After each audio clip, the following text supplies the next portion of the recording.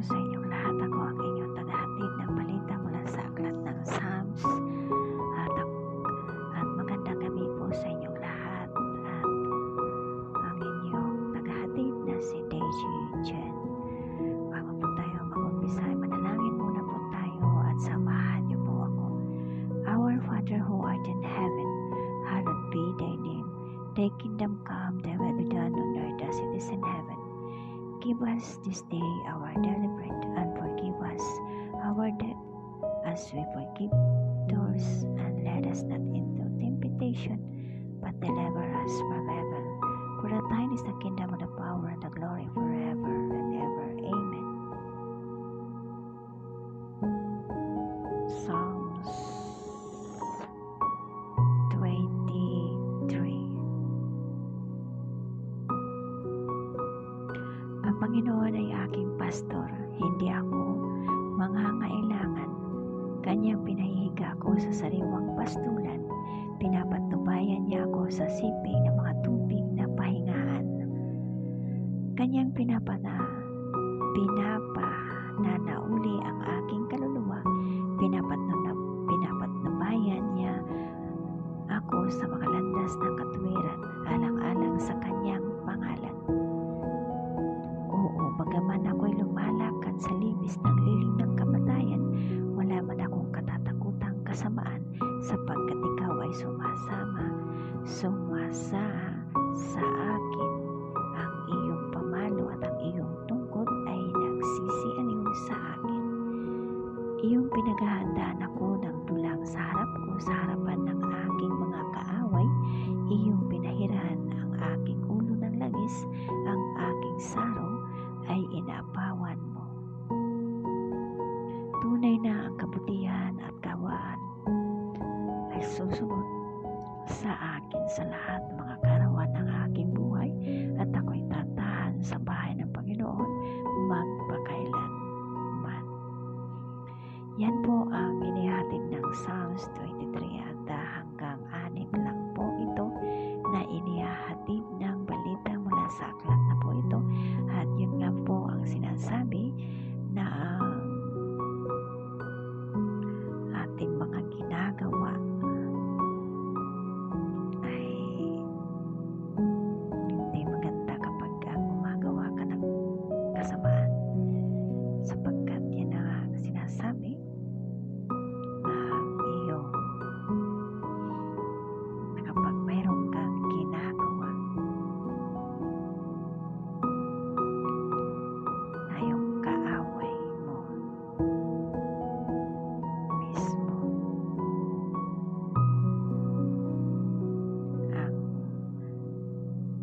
sinasabi na paghahandaan ng sa harapan ng mga kaaway mo, kung mayroon ka man kaaway na pinapahiran ng langis na saro na sinapawan, na inaapawan. Anong ibig sabihin yan? Na kung mayroon kang ginagawa na kasamaan, mapupunta ka ba sa kamatayan dahil sa iyong paglalakad ay kasamaan ang ginagawa mo, kundi wala kang kinatatakutan, sapagkat ang ginagawa mo, pinapatay mo ang iyong kaluluwa, sapagkat yun na nga sinasabi, di ba, gumagawa ka ng kasamaan pero wala kang takot na gumawa, hindi po ba? Hindi ka nag-aalangan na gumawa. So paano mo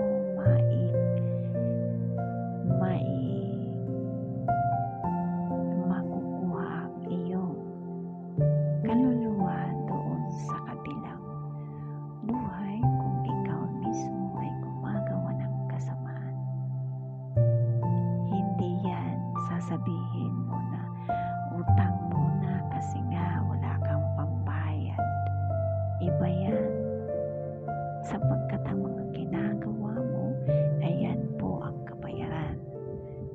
sabihin na kapag gumawa ka ng kasamaan, yung kaluluwa mo, paano mo matutubos sa kabilang buhay doon sa naglalagablab na apoy. Yun ang sinasabi ko sa inyo, na kapag gumawa ka ng kabutihan, ay ang iyong kaluluwa ay mayroon katahimikan. Pero kung ang iyong kaluluwa ay nilalagay mo sa kapahamakan, sapagkat ang iyong ginagawa ay hindi maganda, lalong-lalo na kapag ikaw ay gumagawa sa kasamaan sa iyong kapwa, sa iyong sarili.